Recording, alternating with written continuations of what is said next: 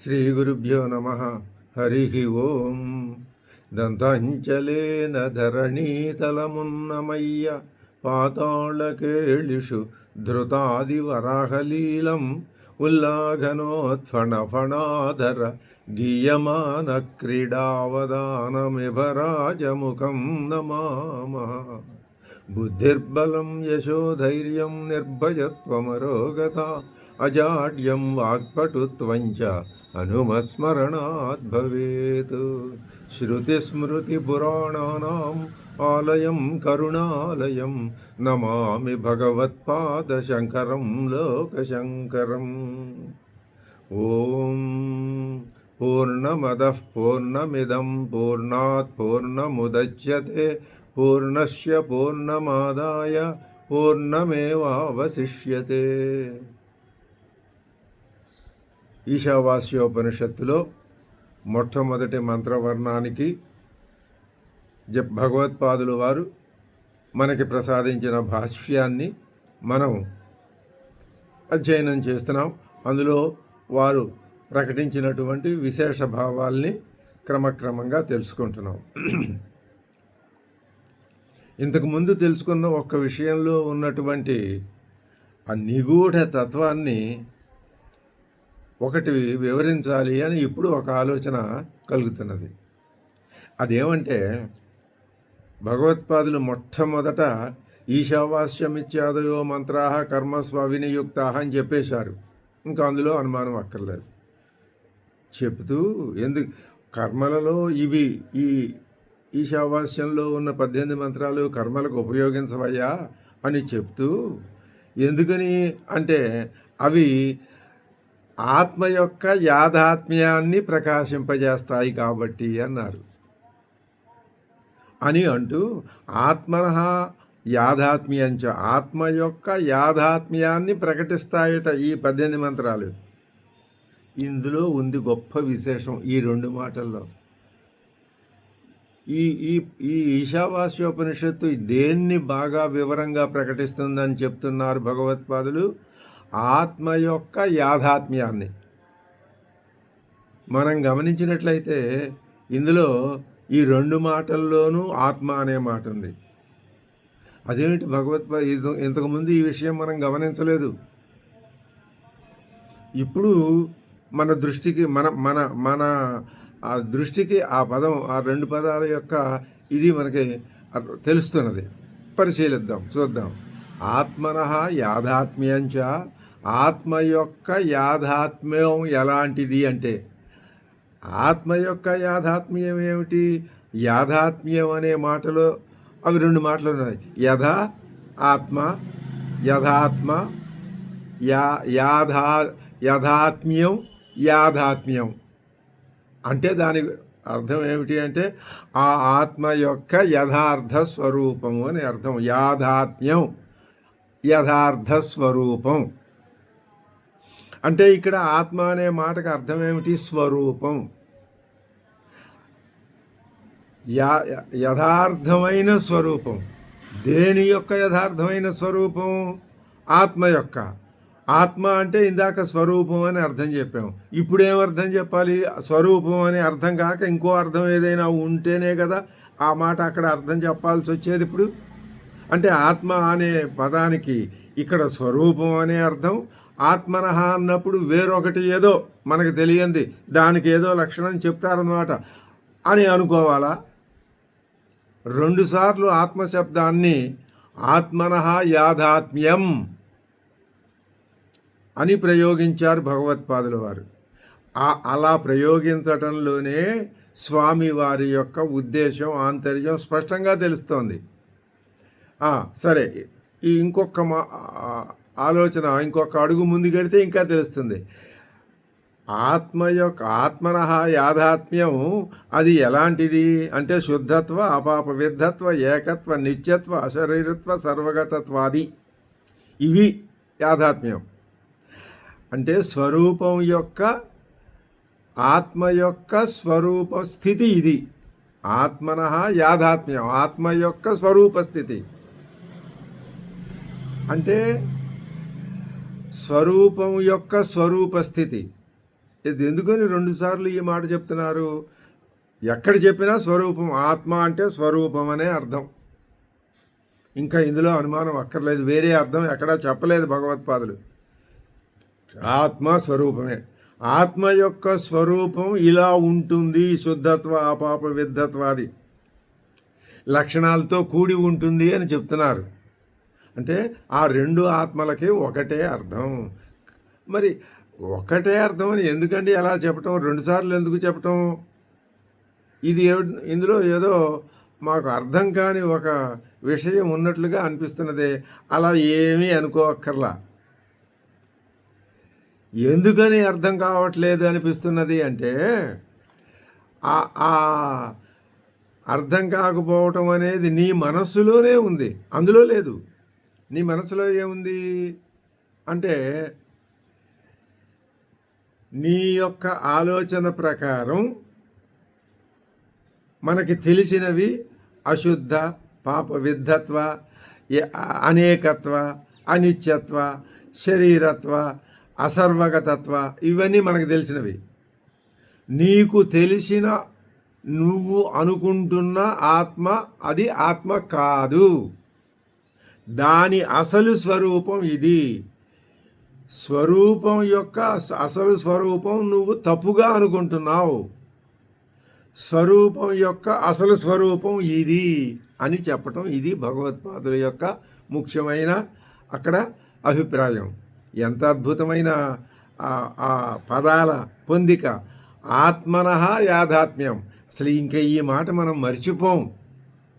ఇదే ఈ ఈ ఈ ఆత్మనః యాథాత్మ్యం అనేది తర్వాత ఈ ఈశావాస్యోపనిషత్తు ఆత్మనః యాథాత్మ్య ప్రకాశకత్వం చేస్తుంది అనేది ఒకటి. తర్వాత ఇంకొక మాట చెప్పారు, సర్వాసాం ఉపనిషదాం ఆత్మయాథాత్మ్య నిరూపణేన ఉపక్షయాతు అని మూడో మాట చెప్పారు. ఉపనిషత్తులన్నీ ఆత్మ యొక్క యాథాత్మ్యాన్ని నిరూపిస్తున్నాయి. అక్కడ మళ్ళీ రెండు మాటలు చెప్పారు. మోక్షధర్మ గీతానాం మోక్షధర్మ పరాణాంచ అని చెప్తున్నారు. ఇది ఎక్కడ చెప్పారు భగవత్పాదులు? ఉపోద్ఘాత భాష్యంలో చెప్పారు. ఇప్పుడు మనం మంత్రవర్ణంలోకి వద్దాం. ఎందుకని అంటే మనం మంత్రవర్ణాన్నే చదువుతున్నాం, అధ్యయనం చేస్తున్నాం. ఈశా వాస్యం ఇదగుం సర్వం యత్కించ జగత్యాం తేన త్యక్తేన భుంజీధాః మాగృధః కశ్యస్విత్ ధనం. ఇది మంత్రవర్ణం. ఇందులో భగవత్పాదులు ప్రమేయం కలిగించుకొని వచ్చి అక్కడ కూర్చుని చెప్పకపోతే రెండు పదాలకి మనకి అర్థం తెలియదు, భావం తెలియదు. అవి వాటిని ఎలా చెప్పుకొని ఆ మంత్రం మొత్తానికి తాత్పర్యం చెప్పుకోవాలో మనకి తెలియదు. తెలియకపోతే మనం ఊరుకుంటామా? నేను ఒక రకంగా చెప్తే ఇంకొక రకంగా చెప్తే మరొక రకంగా చెప్తాడు. తెలిసిన భగవత్పాదులు చెప్పినా ఒక్కొక్కళ్ళు ఒక్కొక్క రకంగా చెప్పారు. అది మనమేం దానికి ఏం చేయలేం. మనం ఏ పద్ధతుల్లో పెడుతున్నామో మిగిలిన పద్ధతులను గురించి ఆలోచించి సమయం వృధా చేసుకోవాల్సిన అవసరం మనకి లేదు. మనకి జగద్గురువు పరమ గురువు శంకర భగవత్పాదులే. వారు ఏది చెప్తే, ఏ మాట చెప్తే ఆ మాటే మనకి వేదాక్షరం. అలా మనం ముందుకు పెడతాం. ఏ రెండు మాటలు ప్రధానంగా చెప్పారు ఇక్కడ? ఈశా అనే మాటకి భగవత్పాదుల వ్యాఖ్యానం భాష్యం లేకపోతే అది అసలు మనం తల పగలగొట్టుకున్నా తెలియదు. అలాగే ఇంకొకటి త్యక్తేన. రెండు పదాలు చాలా ప్రధానం. ఈశా అనే పదాన్ని గురించి భగవత్పాదులు ఏం చెప్పారో దాన్ని ఒక్కసారి మనం సవివరంగా ఇంతకుముందు జరిగిన 10 ఎపిసోడ్లలో సవివరంగా పరిశీలించాం. ఇప్పుడు ఒకసారి గుర్తుకు చేసుకుని ముందుకి వెళ్ళిపోదాం. ఈశా అంటే దానికి మొట్టమొదట ప్రథమ విభక్తి ఏకవచనం ఎలా ఉంటుందో చెప్పారు. ఈట్, దానికి అర్థం ఈష్టే, అది క్రియ. ఈష్ అంటే ఈషిత, క్రియాపదంగా చెబితే ఈష్టే. మరి దాన్ని నామవాచకంగా చెబితే ఈషిత, పరిపాలించేవాడే ఈశ్వరుడు. అదే ఈశ్వరుడు, ఈషిత ఈశ్వరుడు. ఈశా అనేది తృతీయ విభక్తి ఏకవచనం. అంటే ఆ ఈశ్వరుని చేత. అంతవరకు చెప్పేసి ఊరుకున్నా మనకి చీకట్లు తొలగిపోవు. ఇప్పుడు అసలు విషయం చెప్తున్నారు. ఆ ఈశా అనే భావన చేత నువ్వు ఏం చేయమంటున్నారు నిన్ను అంటే, ఇదం సర్వం వాస్యం ఆచ్ఛాదనీయం అంటే ఆ ఈశ్వరుడు ఏం చేస్తున్నాడు? సర్వజంతువునాం ఆత్మా సన్ ప్రత్యేగాత్మతయా సర్వం ఈష్టే. అది అన్ని జంతువులకి, జంతువులంటే ఉపలక్షణం, ఈ సమస్తానికి, మొత్తం సృష్టికి సమస్తానికి కూడా ఆయనే ఆత్మ. ఆత్మ అనే దానికి మనం మామూలుగా లోకంలో పెద్దలు చెప్పేటటువంటి దృష్టాంతం ప్రకారం ఆ కొండ బాణ మొదలైన వాటికి మట్టి ఆత్మ అని చెప్పుకున్నాం. ఏది లేకపోతే ఇది ఉండదో, ఏది ఉంటేనే ఇది ఉంటుందో అది ఆత్మ. అయితే ఈ ఈ ఈశిత ఈయన ఏం చేస్తున్నాడు? సర్వం ఈష్టే, అంతటినీ నియమిస్తున్నాడు, పరిపాలిస్తున్నాడు, నియంత్రిస్తున్నాడు, అంతటి మీద పెత్తనం చేస్తున్నాడు, అంతటినీ కంట్రోల్ చేస్తున్నాడు, అంతటినీ తన స్వాధీనంలో పెట్టుకున్నాడు. ఏమయ్యుండి, ఏ హోదాలో? తానే అంతటికీ ఆత్మ అయ్యుండి. తానే ఆత్మ అయ్యుంటే ఇంకా వేరే ఈ పనులన్నీ చేయక్కర్లా, దానంతటవే ఆ పనులన్నీ జరిగిపోతాయి. అది లేకపోతే ఈ కార్యం లేదుగా. అందుకని అలా తానే అంతటికీ ఆత్మ అయి ఉండి, మరొక మాట ప్రయోగిస్తున్నారు భగవత్పాదులు, ప్రత్యేగాత్మతయా ఇష్టే. ప్రత్యేగాత్మ అంటే అంతటికీ తానే ఆత్మ అయి ఉన్నాడని మనకి ఎలా తెలుస్తుందండి? ఆ తెలుసుకునే విధానం కూడా నీ ఒక్కడికే ఉంది, మానవుడికే ఉంది, మిగిలిన వాటికి లేదు. మానవుడికి ఆత్మ అంటే అర్థమైంది, దాన్నే ఇంకొంచెం వివరించి దాని అర్థం ప్రపంచించి ప్రత్యేగాత్మతయ అంటున్నారు. అంటే నువ్వు ప్రత్యేగాత్మ అంటే నువ్వు నీ దృష్టిని ముందుకు అంటే ఎదట ఉన్న వస్తువులను చూసి వాటిని గురించి పరిశీలించటం అనేదే కాకుండా వెనక్కి అంటే దానికి మూలమేది అనే దృష్టితో గనక, విచారణ దృష్టితో నువ్వు దాని మూలాలను ఆలోచిస్తే, నీ కళ్ళు చూడడానికి, నీ చెవులు వినటానికి, నీ నోరు మాట్లాడడానికి, నీ మనస్సు ఆలోచించటానికి, నీ ప్రాణం నిలవటానికి, నీ శరీరం ధరింపబడ్డానికి మూల కారణమేది? అది నువ్వు వెనక్కి తిరిగి ఆలోచించుకుంటేనే కానీ నీకు తెలియదు. అదే ప్రత్యేగాత్మ అంటే. ప్రత్యేక్ అంటే వెనక్కి తిరిగి చూసుకోవటం అనే అర్థం. ఆ ప్రత్యేగాత్మతయ అన్నింటికీ తానే ఆత్మ అయి ఉండి, ప్రత్యేగాత్మను ఎలా తెలుస్తుంది? నువ్వు తెలుసుకుంటే తెలుస్తుంది. అలా శాసిస్తున్నాడు కాబట్టి ఆ భావన చేత ఆత్మ అంటే స్వరూపం అని చెప్పాంగా. ఇప్పుడు అన్నింటికి సమస్తానికి తానే స్వరూపం అని చెప్పాంగా ఆ ఈశిత. మరి అలాంటప్పుడు నాకు స్వరూపం నేను ఈ సమస్తంలో ఉన్నాగా. అంతేకాదు, నాకు ప్రత్యేగాత్మ అంటే ఏమిటో తెలుసు. ఎంత సునిశ్చితంగా లోపలికంటా తీసుకొస్తున్నారో చూడండి భగవత్పాదులు. నాకు ఆత్మ ఆ ఈశితానే, ఆ సంగతి నేను తెలుసుకోగలగటం ప్రత్యేగాత్మతయా. నాకు ప్రత్యేగాత్మే పరమాత్మ, రెండు తేడా లేదు. వ్యవహారంలో ఒక్క ముక్క తేడా అంతే, అంతకంటే ఏమీ కాదు. కాబట్టి ఇప్పుడు ఏం మాట అనొచ్చు? నిర్భయంగా, ధైర్యంగా ఒక అడుగు ముందుకేసి ఏమనొచ్చు అంటే, అహమేవ ఇదం సర్వం. ఇక్కడ భగవత్పాదుల యొక్క దాన్ని ఏమంటాము, తెలివి, ఆయన యొక్క ప్రజ్ఞ, ఆయన భాష్యాన్ని వివరించి చెప్పే విధానం. ఆ మాట ఆయన చెప్పకపోతే ఎన్ని జన్మలు ఎత్తినా మనకు తెలియదు. ఇంక ఇన్ని మాటలు అక్కర్లేదు. అహమేవ ఇదం సర్వం అనేటటువంటి పరమార్థ సత్య స్వరూపంతో ఆ అహం అనే ఈశా అంటే ఇక్కడ చివరికి వచ్చి దేనికి అర్థం వచ్చింది? అహం, నేను, ఆత్మ. ఎలా వచ్చింది? ఈశాకి ఆత్మ అనే అర్థం ఎలా వచ్చింది? ఎలా ఆ పరిణామ క్రమం ఎలా వచ్చిందో నిరూపించారుగా. భగవత్పాదులు. ఇది ఈశ అనే పదానికి ప్రధానమైనటువంటి అర్థం.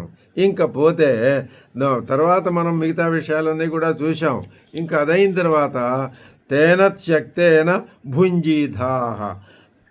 శక్తేన అనే మాటకి శక్తుడైన పురుషుడో, శక్తుడైన పుత్రుడో, మృతుడైన పుత్రుడో అది అర్థం కాదు. శక్తేన అంటే త్యాగము చేత, త్యాగం అనే భావం చేత ఈ సమస్తాన్ని ఈశ్వర భావం చేత కప్పివేసి నువ్వు భుంజీధాహ, నీకు ఏది వస్తుందో నీ జీవితానికి ఏది అవసరమో దాన్ని అంతవరకు ఆ పనులు చెయ్యి, దాని ఫలితాన్ని అనుభవిస్తూ ఉండు. కానీ మొత్తాన్ని ఈశ్వర భావన చేత ఈశ్వర భావన చేత కప్పివేయటం అంటే అర్థం ఏమిటి? ఏది చూసినా ఈశ్వరుడే అని అనుకోవటం. మనం అలా అనుకోవట్లేదు ఇప్పటిదాకా. ఇక నుంచి ఏం చెయ్యాలి?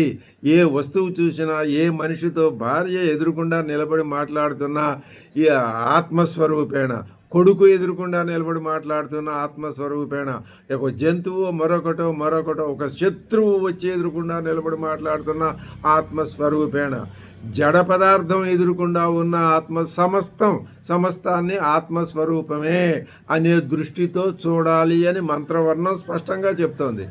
అయితే ఇక్కడ మనం కొన్ని జాగ్రత్తలు విధించుకోకపోతే అది అపహాస్యానికి గురి అయిపోయే అవకాశం ఉంది. నేను అన్నింటినీ నా ఆత్మగా చూస్తున్నాను అంటే అది లోకంలో బాగుండదు. చెప్పకూడదు ఆ మాట పైకి. దృష్టిలో మార్పు రావాలి. పైకి ముఖ కవళికలో అవన్నీ మామూలుగానే ఉంటాయి. శుకమహర్షి ఏం చేశాడు?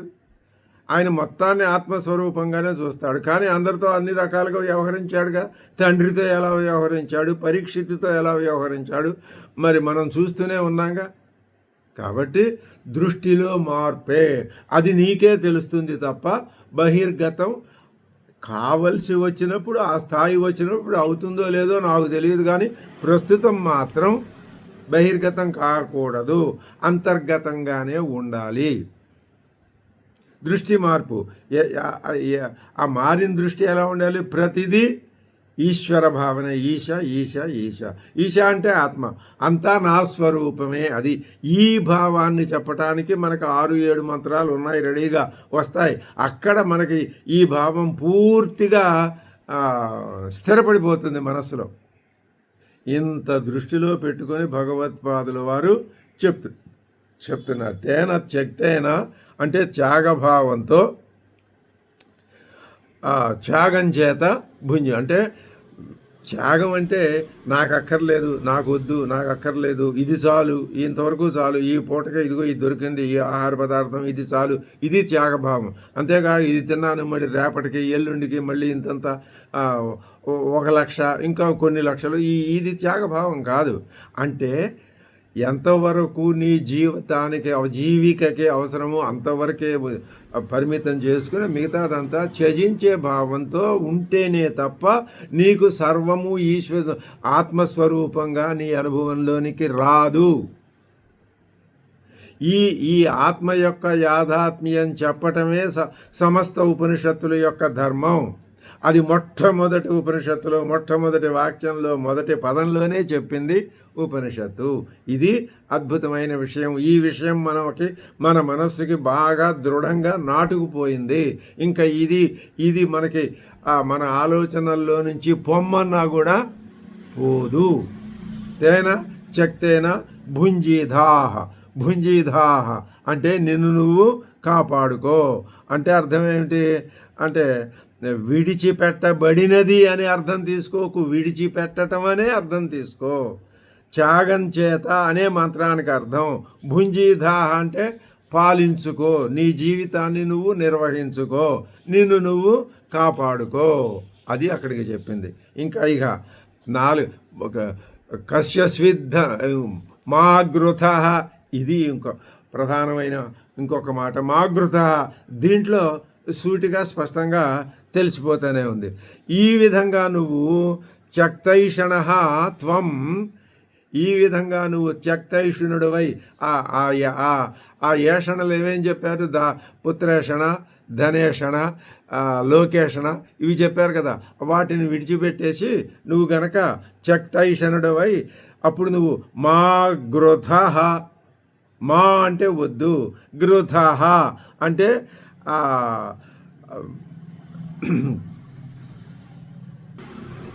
అంటే ఇటువంటి త్యక్తైషణుడివై నువ్వు మా గృధ, గృధివి కాకు.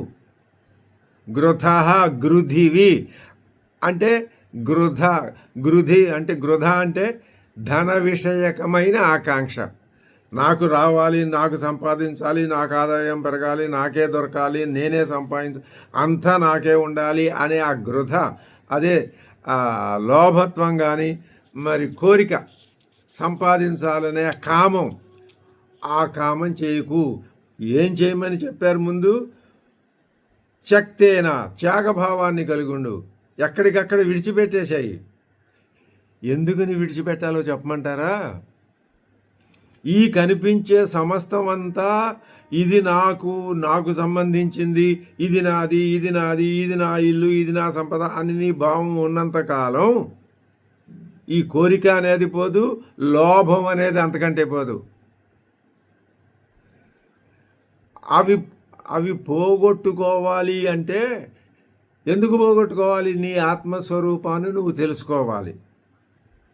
అసలు నీ ఆత్మస్వరూపాన్ని నీకు తెలియజెప్పటం కోసమే ఉపనిషత్తులు అన్నీ వచ్చినాయి అని చెప్పాం. నీ ఆత్మస్వరూపం నువ్వు తెలుసుకోవాలంటే నీ ఆత్మస్వరూపంతో నువ్వు ఈ సమస్తాన్ని కప్పివేయి. అంత సమస్తాన్ని ఇది నా ఆత్మే, నేనే అని చూసినట్లయితే ఇంకా నీకు త్యాగభావం తప్ప కామభావం ఎందుకుంటుంది? ఉండదు. ఇంకా అప్పుడు నీకు లోభం అనే గుణం ఎందుకుంటుంది? ఇది కావాలి, నేను సంపాదించాలి, నేను సంపాదించి వెనక వేసుకోవాలి అనే ఆలోచన ఎందుకుంటుంది? ఉండదు. అది మొట్టమొదటి ఏం చెప్పారు అంటే ఈశావాస్యం చక్తేన భుంజీధాహ, మూడోది మా గృథ. ఈ మూడు ఉపదేశాలు ఈ మొదటి మంత్రవనంలో ఈశావాస్యం చక్తేన భుంజీధాహ మా గృథ అంటే గృధిం మా కార్షీహి ఇత్యర్థ. గృధిం మా కార్షి, గృధిం అంటే అర్థం చెప్తున్నారు, ఆకాంక్షాం, కోరికని, కావాలి, పోగేసుకోవాలి, మూట కట్టుకోవాలి అనేటటువంటి ఆ కోరికని మా కాంక్షీ, మా కార్షీ, చెయ్యకు, అనుసరించకు, దాన్ని విడిచిపెట్టాయి. మా గృథ అంటే గృధిం మా కార్షీ, గృధిం అంటే ఆకాంక్షం, అది అర్థం. ఇందులో ఒక్క మొట్టమొదట ఉన్న ఈశా అనే మాటను వివరించే భగవత్పాదులు చెప్పకపోతే ఈ శ్లోకార్థం అంతా, ఈ మంత్రవర్ణార్థం అంతా ఎటుపోయేదో తెలీదు మనకి. ఇప్పుడు ఎటు వచ్చింది? ఎటు రావాలో అటు వచ్చింది. అలా తీసుకొచ్చింది ఎవరు? శంకర భగవత్పాదులు. ఎలా తీసుకొచ్చారు? ఏ పద్ధతి ద్వారా తీసుకొచ్చారు? చెయ్యవలసిన మార్పు అక్కడే చేసేశారు. ఎక్కడ? ఈశా అనే పదానికి అర్థం చెప్పటంలోనే. ఎక్కడి నుంచి ఈశా అనే పదానికి అర్థం చెప్పి ఎక్కడి దాకా తీసుకొచ్చారు? అహమేవ ఇదం సర్వం, అది ఈశా అనే మాటకు అర్థం. కాబట్టి ఇంకా మిగతాదంతా దాని ప్రకారమే వచ్చేస్తుంది. మా గృథ, గృధిం ఆకాంక్షాం, మా కార్షీ, చెయ్యకు. ఆకాంక్ష దేని గురించి అండి? ముఖ్యంగా ధన విషయం. ధనానికి సంబంధించిన ఆకాంక్ష చెయ్యకు. అసలు నువ్వు సంపాదించాలనే ఆ భావన వదిలేయి. వచ్చిందేదో వస్తుంది, రాందేదో రాదు. భర్తృహరి చెప్పాడుగా, నువ్వు ఎక్కడికి వెళ్ళినా నీకు రావాల్సింది వస్తుంది, నువ్వు ఎంత కొట్టుకున్నా నీకు రాంది మాత్రం వస్తే రాదు అని చెప్పాడు ఆయన. అలాగే ఇప్పుడు ఇంకొక ఆఖరి పదం చెప్తున్నారు, కస్యస్విద్ధనం. ఇది ఒక వేళాకోళం. అజ్ఞానాన్ని చూసి హోరిపిచ్చేవాడా అంటారు, చూశారా పెద్దవాళ్ళు? అలాంటి మాట ఇది. కస్యస్విద్ధనం. ఎందుకయ్యా ధనాన్ని గురించి ఆ ఆలోచన, ఆ గృధిం ఆకాంక్షని ఎందుకు చేస్తావయ్యా? ఎందుకే ధనాన్ని గురించి తాపత్రయపడతావు, వెంపర్లాడతావు? కస్యస్వి ధనం, ఎవరిది ధనం? నువ్వు ఈ సమస్తాన్ని ఏం చేస్తున్నావు? ఇప్పుడు ఏం చెయ్యాలనే ఒక కమిట్మెంట్కి వచ్చి కూర్చున్నావు. మొత్తం ఇదంతా అహమేవ ఇదం సర్వం అనే మాట కదా నీకున్నది. ఇంకా ఇదంతా సర్వం, ఇదంతా నువ్వే అయినప్పుడు ఈ ధనం నాది, ఇది తెలివి తక్కువ ధనం కాదా? అంటే ఉన్న విషయాన్ని జోవియల్గా, తమాషాగా, సరదాగా మాట ఉపనిషత్తే చెప్పింది. కస్యస్విత్ ధనం అంటే కస్యస్విత్ ధనం. దానికి భగవత్పాదులు వ్యాఖ్యానం రాస్తున్నారు. కస్యచిత్ పరస్య స్వస్య వా ధనం మాకాంక్షి. ఎవరి ధనాన్ని దీనికి చక్కగా 2 రకాలుగా అభిప్రాయం చెప్తున్నారు భగవత్పాదులు. ఇదిగో కస్యస్విద్ ధనం అపి కస్యస్విదపి ధనం. ఎవరి ధనమైనా నువ్వు కోరకు. నీ ధనాన్ని నువ్వు ఎవరి ధనాన్ని కోరనంటే, నేను ఎప్పుడు ఇతరుల ధనాన్ని కోరట్లేదండి, నా ధనాన్ని కూడా నేను కోరుకోవద్దా? వద్దు. ఇతరుల ధనాన్నే కోరటం కాదు, ఇతరుల ధనాన్ని కోరటమే కాదు, నీ ధనాన్ని కూడా కోరుకోకు. కస్యస్విద్ స్వస్యవా పరస్యవాపి. నీ ధనమైనా సరే, ఇతరుల ధనమైనా సరే అని ఒక భావం. అర్థ ఇది స్విత్ ఇది అనర్థకో నిపాత. స్విత్ అనేది ఇక్కడ ఒక ప్రత్యేకించి ఏమీ అర్థం లేదు, ఒక నిపాతం, పాదపూరణం కోసం వచ్చింది. లేదా మాగృథ కస్యస్విద్ ధనం అనే మాటకి ఇంకో తమాషాగా భావం చెప్తున్నారు. మాగృథ కస్మాత్ గృధిం ఆకర్షి. నువ్వు ఆ లోభాన్ని చూపించద్దు అని చెప్పాం కదా. ఎందువల్ల అంటే కస్యస్విద్ ధనం, ఎవరిదయా డబ్బు, ఇది ఆక్షేపార్థ. ఇది ముందు చెప్పేసుకున్నాం మనం. స్వస్యవా పరస్యవా అని ముందు చెప్పారు భగవత్పాదులు. ఏది ఎట్లా అయినా పర్వాలా. కస్యస్విద్ ధనం ఇది, ఎవరిదయ్యా ధనం? అంతా నీదే కదయ్యా. అసలు అది ధనం ఏమిటి? అది ధనమా? అది ఈశ్వరుడే. అంతా ఈశ్వరుడే అన్నప్పుడు ఇందులో ఇది ధనం, ఇది నాది, ఇది ఇతరుడిదే అనేది ఏముంటుందయ్యా? అదేమీ ఉండదు. ఇది ఆక్షేపార్థ. న కస్యచిత్ ధనం అస్తి యత్ గృహ్యేత. అంటే ధనము ఎవని సొత్తు అనే వాక్యానికి ఆక్షేపం అర్థం. దేనిపై గర్ధని చేస్తాము అంటే లోభత్వాన్ని చూపిస్తాము, ఆ సొత్తు ఎవరిది కాదు. ఇది అనేటటువంటి ఈశ్వర భావనయా సర్వం త్యక్తం. ఈశావాస్య భావన చేసి సర్వం త్యక్తం, సర్వము త్యాగం చేసేయి. అంతటా త్యాగభావం త్యాగే నైకే అమృతత్వ మానసు. విరక్తి చేతనే అమృతత్వాన్ని పొందుతారు తప్ప విరక్తిలో ఏమాత్రం ఇంత అణుమాత్రం రక్తి ఉన్నా మోక్షం కాదు కదా. ఈ స్థితి నుంచి పతనం అవటం ఖాయం. ఇదొక శాపమే అనుకోవచ్చు. అందువల్ల ఆత్మనః ఏవ ఇదం సర్వం, ఇదంతా నాదే. ఆత్మా ఏవ చ సర్వం, ఇదంతా నేనే, ఇదంతా నాదే, ఇదంతా నేనే. అతః మిథ్యా విషయాం గృధిం ఆకర్షి. ఇలా చెప్దాం. అతః ఆత్మన ఏవ ఇదం సర్వం. అందువలన మొత్తం శ్లోకార్థం అంతా భావం ఏమిటి? ఇదంతా ఆత్మదే. ఆత్మా ఏవ చ సర్వం, ఇదంతా ఆత్మే, ఇదంతా ఆత్మదే. అందువలన అంతా ఆత్మే అయినప్పుడు అక్కడ ఉన్నదంతా మిథ్యా విషయమైనటువంటి గృధిం అంటే లేని విషయాన్ని గురించి గర్ధని చెయ్యకు, లోభపడకు, ఆశపడకు, కావాలనే దురాశకి లోనుగాకు. ఇది ఇది అర్థం. ఇప్పుడు మనకి మొదటి మంత్రవర్ణం మనం చక్కగా పూర్తి చేసుకున్నాం. దాని యొక్క భావాన్ని కూడా మన శక్తికి తాహతకి తగినట్లుగా మనం సంపాదించుకున్నాం, తెలుసుకున్నాం. ఎప్పుడైనా అక్కడ ఇది ఉపనిషత్తు కాబట్టి, వేదం కాబట్టి, అది అందరికీ సంబంధించి అందరికీ ఒకే ఒక మంత్రవర్ణం ఉంటుంది. ఎవరు చదువుకున్నా అదే మంత్రవర్ణం. కాబట్టి అది ఎలా ఉండాలి అంటే నిర్దిష్టంగా, స్పష్టంగా, చక్కగా ఉండాలి. ఒక స్థాయిలో ఉండాలి. అలా ఉంటుంది. అది భాష్యం కూడా అదే స్థాయిలో ఉంటుంది. ఆ స్థాయికి తక్కువగా ఉండదు. ఎంతసేపు మనం అదే స్థాయిలో చదువుతూ అదే స్థాయిలో చేస్తే ఆలోచిస్తే మనకి దానికి కొంచెం మధ్యలో ఉన్న ఆ గ్యాప్ పూడదు. ఎప్పుడు పూడుతుంది? అది దాని భావం తెలుసుకుని దాన్ని అలా ఉంచి మనం ఏం చేయాలి? మనదైనటువంటి ఆలోచన విధానంతో ఆ విషయాన్ని మన సొంతం చేసుకునేటప్పుడు మనకి ఒకానొక ప్రతి ఒక్కడికి ఒక్కొక్క ఒకటి ఈ విధంగా అర్థం చేసుకుంటాడు, మరొకడు మరో విధంగా. ఏదైనా ఒకటే ధోరణి. కాబట్టి నువ్వు నీ ధోరణిలో అర్థం చేసుకోండి. అంటే తేలిక మాటలతో చెప్పుకుంటే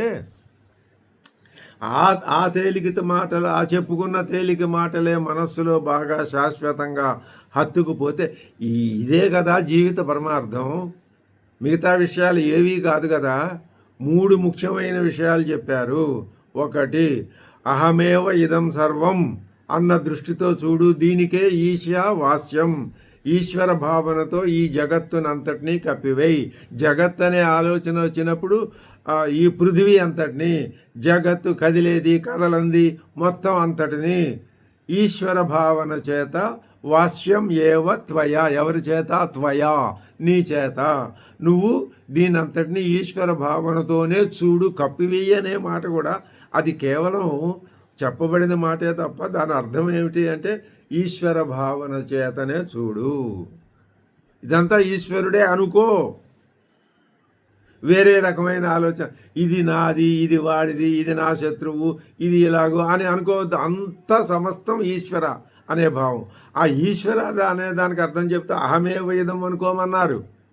యాథాత్మ్యం అనే మాట మొట్టమొదటి మాట అది. సరే, ఈశావాస్యం. ఆ తర్వాత ఇంకో ఈశ్వర భావనతో కప్పివేసేటప్పుడు కూడా ఒక జాగ్రత్త తీసుకోవాలి. ఎలాగా? చక్తేన. మరి నేను అంతా ఈశ్వర భావంతో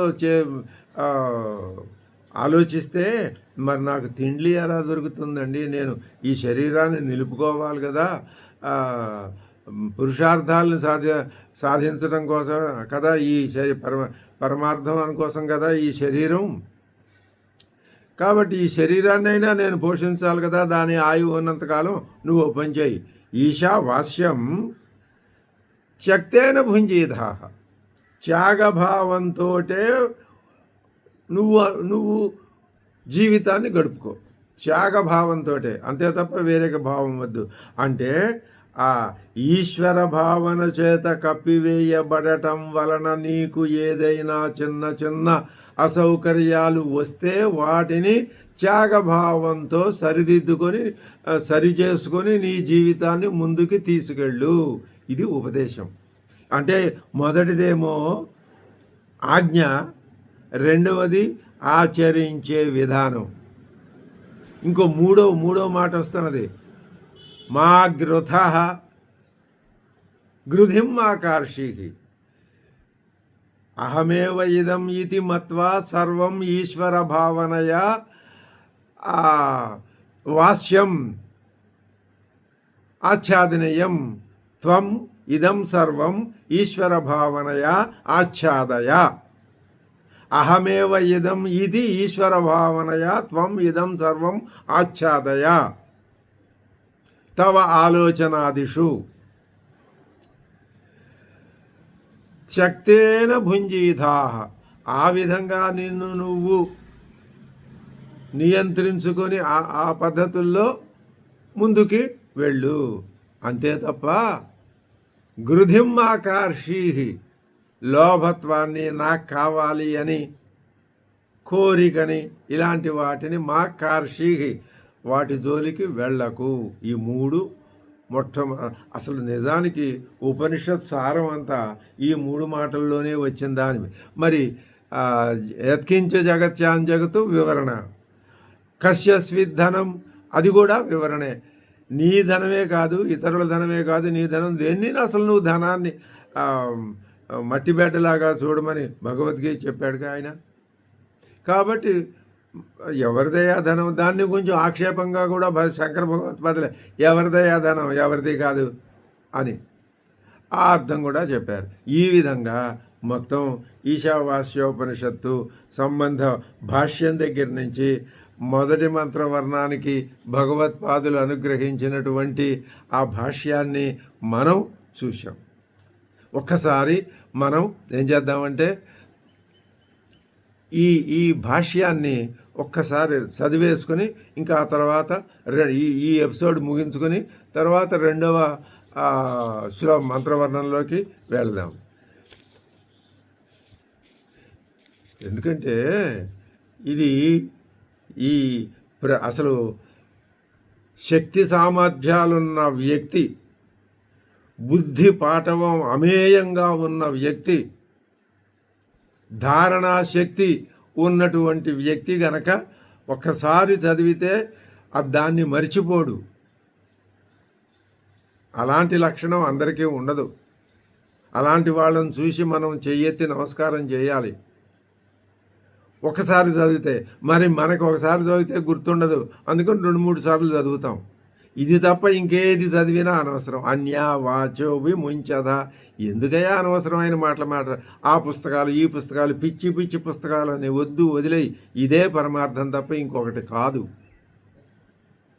కాబట్టి ఓం పూర్ణమదః పూర్ణమిదం పూర్ణాత్ పూర్ణముదచ్యతే పూర్ణస్య పూర్ణమాదాయ పూర్ణమేవ అవశిష్యతే. ఈశావాస్యమిత్యాదయో మంత్రాः కర్మసు అవినియుక్తాः తేషాం అకర్మశేషస్య ఆత్మనః యాదాత్మ్య ప్రకాశకత్వాత్. ఇలా చదువుకుంటూ వెళ్ళిపోతే మనకి ఆ భావం తెలుగులో ట్రాన్స్లేట్ అయ్యి బుర్రకి ఒకసారి గుర్తుకి చేస్తూ ఉంటుంది. యాదాత్మ్యాంచ ఆత్మనః శుద్ధత్వ అపాప విద్ధత్వ ఏకత్వ నిత్యత్వ అశరీరత్వ సర్వగతత్వాది వక్ష్యమాణం. తచ్చ కర్మణ విరుధ్యేత ఇది యుక్తః ఏవ ఏషాం కర్మసు అవినియోగః. నహి ఏవం లక్షణం ఆత్మనః యాదాత్మ్యం ఉత్పాద్యం వికార్యం ఆప్యం సంస్కార్యం కర్తృభోక్తృరూపం వా ఏన కర్మశేషత స్యాత్. సర్వాసాం ఉపనిషదాం ఆత్మయాథాత్మ్య నిరూపణేన ఏవ ఉపక్షయాత్. గీతానాం మోక్షధర్మాణాంచ ఏవం పరత్వాత్. తస్మాత్ ఆత్మనః అనేకత్వ కర్తృత్వ భోక్తృత్వాది చ అశుద్ధత్వ పాప విద్ధత్వాది చ ఉపాదాయ లోకబుద్ధి సిద్ధం కర్మాణి విహితాని. యహ హి కర్మఫలేన అర్థి దృష్టైన బ్రహ్మవర్చసాదిన అదృష్టైన స్వర్గాదినా చ ద్విజాతి అహం న కాణకబ్జత్వాద్య అనధికార ప్రయోజక ధర్మవాన్ ఇది ఆత్మానం మన్యతే సహాధిక్రీతే కర్మసు ఇతి అధికార విదో వదంతి. వాళ్ళని కూడా వదిలిపెట్టట్లేదు భగవత్పాదులు. మరి కర్మసు ఎవరికి అధికారం అంటే ఇదిగో ఈ ఫలితాలు చెప్పిన వాళ్ళు. ఇది భగవత్పాదుల యొక్క సమన్వయ దృష్టి. ఈ విషయం మనం అప్పుడు చెప్పుకోలేదు, ఇప్పుడు చెప్పుకుంటున్నాం. భగవత్పాదులు దేనిని కర్మని విడిచిపెట్టలేదు, జ్ఞానాన్ని విడిచిపెట్టలేదు. కర్మ అనేది పునాది, జ్ఞానం అనేది దాని మీద కట్టిన భవనం. తస్మాత్ ఏతే మంత్రాः ఆత్మనః యాదాత్మ్య ప్రకాశనేన ఆత్మ విషయం స్వాభావికం అజ్ఞానం నివర్తయంతః శోకమోహాది సంసార ధర్మ విచ్ఛిత్తి సాధనం ఆత్మైకత్వాది విజ్ఞానం ఉత్పాదయంతి. ఇది ఏవం ఉక్త అధికార్యవిధేయ సంబంధ ప్రయోజనవాన్ మంత్రాన్ సంక్షేపతః వ్యాఖ్యాస్యామః. ఓం ఈశావాస్యమిదగుం సర్వం యత్కించ జగత్యాన్ జగత్ తేన త్యక్తేన భుంజీధా మా గృధః కస్య స్విద్ధనం. ఈశా ఇష్టే ఇతి ఇట్ తేన ఈశా. ఈశిత పరమేశ్వరః పరమాత్మా సర్వస్య. సహ హి సర్వం ఈష్టే సర్వజంతూనాం ఆత్మా సన్ ప్రత్యేగాత్మతయా తేన స్వేన రూపేణ ఆత్మనా ఈశా వాస్యం ఆచ్ఛాదనీయం. కిం ఇదం సర్వం యత్కించ యత్కించితు జగత్యాం పృథివ్యాం జగతు తత్సర్వం స్వేన ఆత్మన ఈశేన ప్రత్యేగాత్మతయా అహమేవ ఇదం సర్వం ఇతి పరమార్థ సత్యరూపేణ అహమేవ ఇదం సర్వం ఇది పరమార్థ సత్యరూపేణ. ఇక్కడ అహమేవ ఇదం అనుకున్నప్పుడు ఏ వాసనలు లేవు. శుద్ధత్వ అపాప విద్ధత్వ 6 లక్షణాలు దానికి ఉంటాయి. అలా అనుకోవాలి అంతే తప్ప ఫలానా తల్లిదండ్రులు కొడుకునైనా నా చేత ఇది కాదు. ఇది ఇంకా ఈ భావం పరిపక్వం అయితేనే కానీ తర్వాత పూర్తిగా బుద్ధికి రాదు. ఇది పరమార్థ సత్యరూపేణ అనృతమిదం సర్వం చరాచరం ఆచ్ఛాదనీయం స్వేన పరమాత్మన. యథ ఒక దృష్టాంతం చెప్పకపోతే స్వామివారికి మన మీద అంత అభిమానం. వీళ్ళకి అర్థమైందో లేదో ఒక ఉదాహరణ చెబుదాంలే అనుకున్నాడు ఆయన. యథా చందనాగరవాదేహే ఉదకాదిజ సంబంధ క్లేదాదిజం ఔపాధికం దౌర్గంధ్యం తత్స్వరూప నిఘర్షణేన ఆచ్ఛాద్యతే స్వేన పారమార్థికైన గంధేన తద్వదేవ హి స్వాత్మని అధ్యస్థం స్వాభావికం కర్తృభోక్తృత్వాది లక్షణం జగత్ ద్వైతరూపం జగత్యాం పృథివ్యాం. జగత్యామితి ఉపలక్షణార్థత్వాత్ సర్వం ఏవ నామరూప కర్మాక్షం వికారజాతం పరమార్థ సత్యాత్మభావనయా త్యక్తం స్యాత్. ఏవం ఈశ్వరాత్మభావనయా యుక్తస్య పుత్రాద్యేషణాత్రయ సన్యాసే ఏవ అధికారః న కర్మసు తేన త్యక్తేన త్యాగేన ఇది అర్థః. చక్కగా రాస్తున్నారు. త్యాగేన ఇది అర్థః. దాని అర్థాన్ని ఇంకా వివరించి నహి త్యక్తః మృతః పుత్రో వా భృత్యో వా ఆత్మ సంబంధితాయ అభావాత్ ఆత్మానం పాలయతే అతః త్యాగేన ఇత్యేవ వేదార్థః. త్యాగేన భుంజీథాః పాలయేథాః. ఏవం త్యక్తైషణః త్వం మా గృధః గృధిం ఆకాంక్షాం మా కార్షీః ధన విషయాం. కస్యస్విద్ ధనం కస్యచిత్ పరస్య స్వస్య వా ధనం మా కాంక్షీః ఇత్యర్థః. స్విత్ ఇది అనర్థకో నిపాతః. అథవా మా గృధః కస్మాత్ కస్యస్విద్ ధనం ఇది ఆక్షేపార్థః. న కస్యచిత్ ధనం అస్తి యత్ గృహ్యేత ఆత్మైవేదం సర్వం ఇది ఈశ్వర భావనయా సర్వం త్యక్తం. అతః ఆత్మనః ఏవ ఇదం సర్వం ఆత్మా ఏవ చ సర్వం అతో మిథ్యా విషయాం గృధిం మా కార్షీః. ఇది శంకర భగవత్పాదులు మొట్టమొదటి మంత్రవర్ణానికి అందించినటువంటి భాష్యం. ఈ విధంగా మొట్టమొదటి మంత్రవర్ణాన్ని మనం పూర్తి చేసుకున్నాం.